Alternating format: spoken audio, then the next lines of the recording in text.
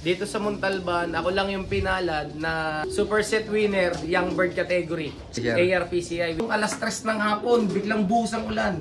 Kasing kala mo may bagyo rito sa Montalban. Zero visibility rito. From 3 PM to 5:30. After nun, huminto, bigla na lang sumilpot ng ibon. Sobrang tuwa ako kasi na-expect ko hindi makakauwi kasi padilim na eh.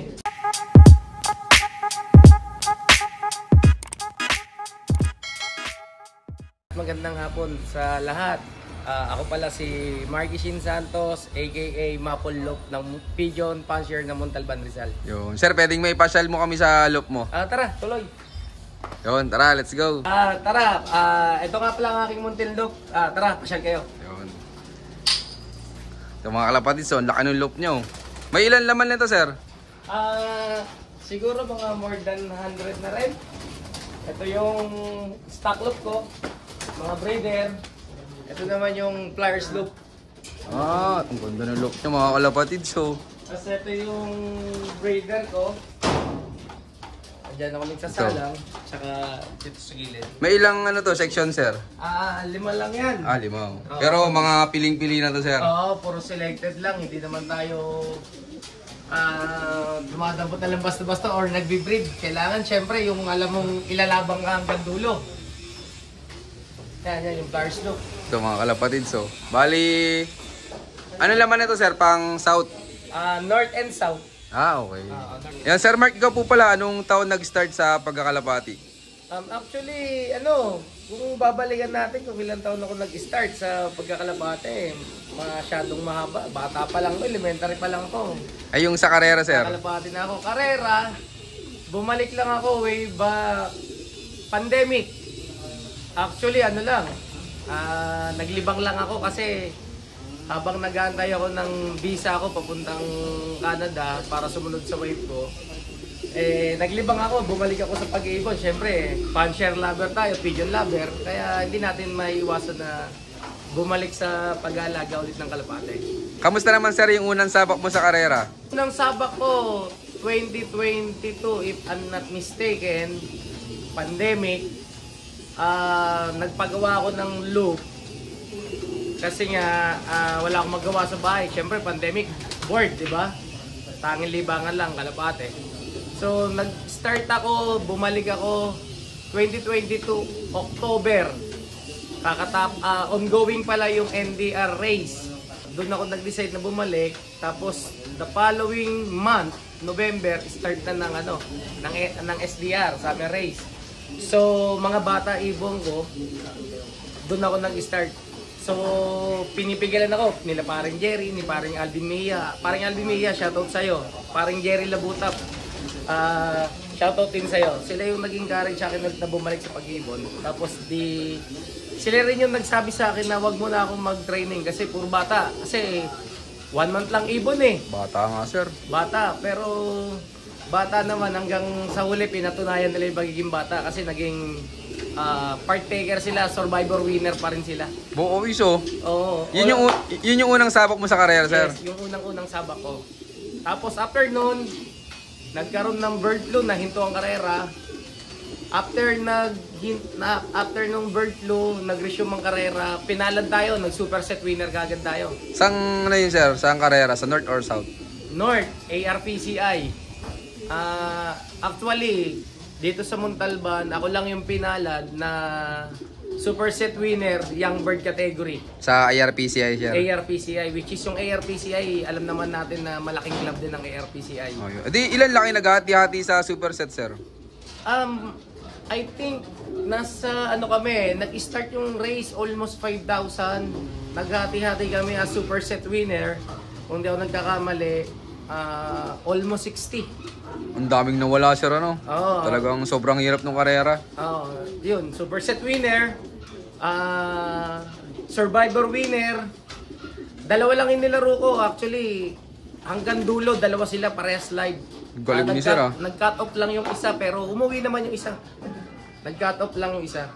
Tapos after noon, SDR, hindi tayo pinalad sa SDR, pero survivor partaker ulit tayo. Tapos SDR summer race, yun yung which is yung Mindoro to Iloilo race. Pinalad tayo, nag-overall champion tayo. Uy, congrats kay Sir Mark. Sir Mark, nandito ba yung ibon na yun? Andito yung ibon na yun, pati magulang andito. Ayun. Sir, pwede makita yung mismong winner. Pwede. Yun, tara, tingnan natin yung mismong winner ni Sir Mark. Ito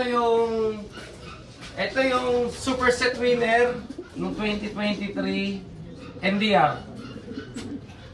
Dyan muna pinare, sir? Hindi, ito yung super set. Okay, okay. Sige. Actually, maganda yung kwento nito. Sige, sir, istorya mo nga, sir. Ito, first clutch to. Ito, Super mga set winner. Gandang ibon, mga kalapatid. So, First clutch. Super set winner, ha. Tapos, yung second clutch niyan, bago ako manalo, pinaraffle bird ko. Sa fan share dito sa Montalban, share natin lahi. Second clutch yun. Yung third clutch, eto, which is yung nanalo sa Iloilo. oo, yun So, North and South, full brother sila. Ang angas nun, mga kalapatids. Yan. So, full brother sila. North and South, kumilos. Ito, mga kalapatids. Yan. Bali, ano palang baseline nito, sir? Ang baseline nito is ang hen, Bambundarin ni Romy Liwag. Yung cock, Stitch Taiwan by Miguel Contreras. Yan, full brother, North and South. Ang galing. Kumana, sabi nila, di ba, ang ibon, pang North lang. Oo, sir, yung iba. Yung iba, pang South lang. Pero sila, pinatunayan nila, North and South. Pakibuhan mo nga ipakpaka, sir. Yung mga kalapatids, so... Actually, malaking ibon to. Ginawa mo na palang breeder, sir. Malaking ibon to. Tsaka yung kapatid niya. Yun. Sir, pwedeng malaman kung ano mga naging achievements nung champion mo? Eto, ang na-achieve nito, 4th overall main, 1st overall sector, 1st overall area, multiple polling winner, survivor winner. Dapat solo niya nung Katiklan. Kaso natuloy yung Iloilo kasi sa Iloilo, magkatiklan race, pang Fort Locker ako. Tapos ang live is 4 na lang. Sabi hindi na raw itutuloy yung Iloilo. But natuloy yung Iloilo, last lap, naging Fort Locker ako ng Iloilo. Kaya inabot niya. Dapat yung Katiklan pa lang sa Survivor, solo ko na eh. Kasi ako lang yung nag-clock nun. Kaya nangyari, na tuloy yung Iloilo. Nung pagdating ng Iloilo, dalawa kami nag-clock ng Survivor. Di dalawa kayo naghati. Dalawa kami naghati. Pero kahit na, sir, malaki-laki pa rin pala nahakot, ano? Malaki nahakot dito. Ito naman, ang super set winner, ganun din. Ito actually kasi nagkaroon ng problema. Nagkaroon siya ng bisyo, tumatambay siya ng 40 minutes kasi... Ang tagal. Oo, bumalik kasi, umuwi misis ko galing Canada. So naging busy ako. Yung tao ko lang ang nandito, yung caretaker ko ng bahay. Anong nangyari? Hindi na nasanay sa kanya. So naging pasaway siya. Ang aga niya laging dumating. Tapos tatambay 40 minutes, 30 minutes bago siya umuwi.